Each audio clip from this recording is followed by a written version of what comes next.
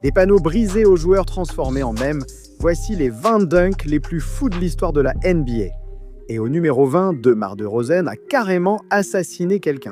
DeRozan en a 25 et demi. DeMar DeRozan, 6-go, est allé jusqu'au bout du ballon. Bon sang mec, tu dois vraiment avoir de la peine pour Anthony Tolliver. Après le dunk, les fans ont vraiment modifié sa page wiki pour dire qu'il était mort. Même si le dunk était incroyable, c'était seulement en saison régulière. Imagine commencer le match avec un dunk tellement violent qu'il a complètement mis fin à une série de playoffs, comme LeBron à notre 19e place. Oh, ils avaient une équipe capable de gagner. Oh! Ouais, et quand les Raptors ont subi le dunk de LeBron de la main gauche, même les fans savaient que c'était fini.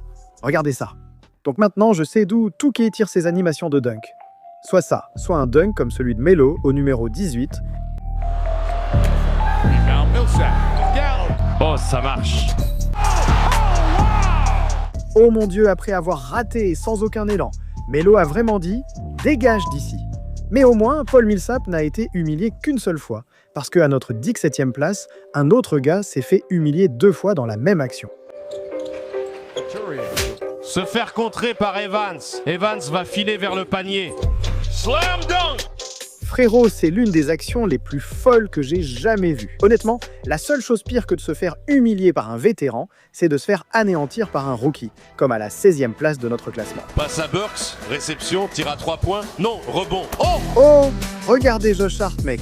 Ce gars s'est emballé et il est littéralement dans l'équipe adverse. Les Lakers ont eu de la chance que Mitchell n'ait pas failli envoyer un défenseur en salto arrière, comme lors de son dunk au numéro 15, c'était Cavalier contre Heat, un match plein de légendes. Je veux dire, même Michael Jordan était dans la foule, donc les choses allaient devenir folles. À seulement 8 minutes de jeu, avec Shaq sur le banc, Brian a senti que c'était le bon moment pour prouver qui était le patron. Mais essayer de jouer dos au panier face à quelqu'un comme ça, D. Wade ne l'entendait pas ainsi. Donc dès qu'il a eu le ballon, même LeBron n'a pas pu l'arrêter. Voici James. Et Rose cherche le contact avec Thomas O'Neal qui a touché le ballon. Oh! Oui! Oh mon Dieu, est-ce que Verisha va bien? Je sais déjà que quand LeBron a vu ça, il savait déjà qu'il allait emmener ses talents à South Beach. Mais ce qui est encore plus fou, c'est que ce n'est pas la seule fois qu'un dunk l'a poussé à faire équipe avec quelqu'un. À la 14e place, LeBron lui-même a failli être la victime. Smith contre LeBron. Un mouvement glissé, il monte et claque le dunk. Putain, JR devait être sacrément bourré. Et ce n'est même pas le dunk le plus fou de sa carrière. Mais avant d'en arriver là, parlons du moment où Anthony Edwards a risqué une blessure qui aurait pu mettre fin à sa carrière pour le dunk classé en 13e position. Anthony Edwards, cette fois-là, il a dunké sur Smith. Attends, j'ai vu des adultes faire le grand écart en l'air. Regarde la tête de ce gars, il a oublié quel sport il joue. Ce dunk était si fou qu'ils ont donné 4 points aux Wolves. Mais c'est rien comparé à un joueur défiant la gravité, comme pour notre numéro 12. Southeast 71 à l'extérieur contre le Southeast. Oh mon Dieu! Action du jour pour le hit. Et qui a fait cette liste? Ce gars n'a même pas dunké, il a juste lancé le ballon. Ses coéquipiers ne savaient même pas comment réagir, regarde comme ils sont perdus. Maintenant, je suis sûr que ce sera un moment fort pendant des années. Mais un autre dunk est devenu tellement légendaire.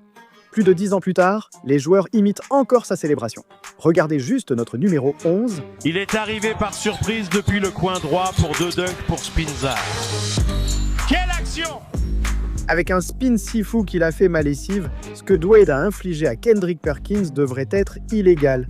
Et regarde la célébration après. T'es vraiment salaud pour ça. Mais ce qui est plus fou, c'est que ce n'était même pas le pire dunk subi par Perkins cette année.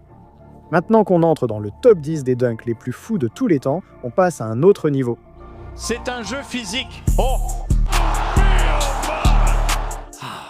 Je pense à la famille Perkins. Blake Griffin a dunké si violemment qu'on a dû le retenir.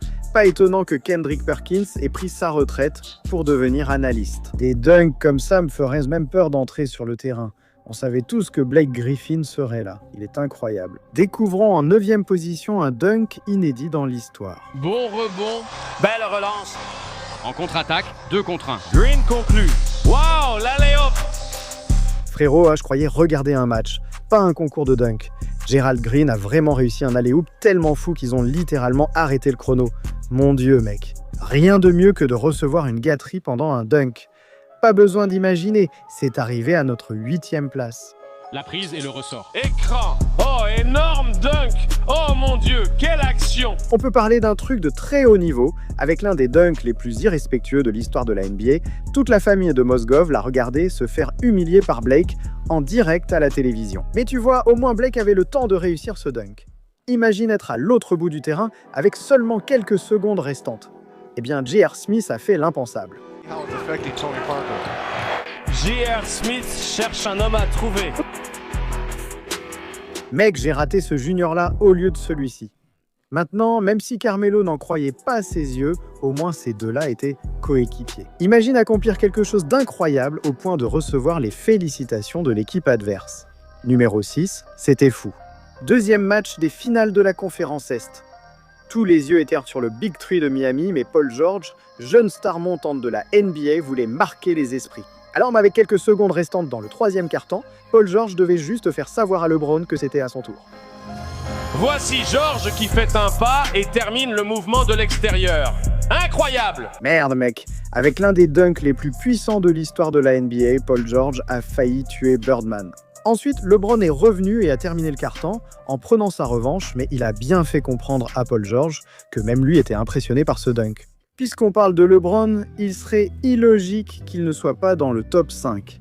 Parlons donc du dunk devenu une fresque murale. LeBron claque un dunk de la main droite sur l'alley-oop. LeBron a sauté par-dessus un adulte comme si de rien n'était. Le plus drôle, c'est que le Heat n'allait jamais laisser John Lucas oublier ce moment. Parce qu'après ce dunk, ils ont carrément signé Lucas juste pour s'assurer qu'ils doivent vivre avec ce dunk chaque jour. Mec, c'est vache. Mais est-ce aussi vache que le dunk en 4e position? Non, car à ce jour, je n'arrive toujours pas à y croire. Et voici Obi Toppin. Attention, il s'envole. Un cadeau de Noël. Obi Toppin est vraiment entré dans le match en essayant d'être le Père Noël, et il a assuré. Mais au moins, les Hawks peuvent dire qu'ils n'ont pas été assez humiliés pour figurer dans notre top 3. Et maintenant qu'on y est, il faut qu'on parle d'un dunk tellement violent qu'il a littéralement transformé toute la vie d'un joueur en même.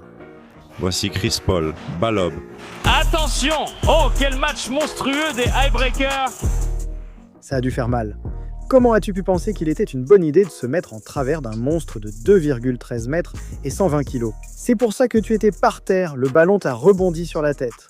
On peut donc dire que DeAndre n'est pas le seul Jordan à le prendre personnellement. Ce dunk devait être voulu. Mais ce qui s'est passé en 2e position, c'était un accident.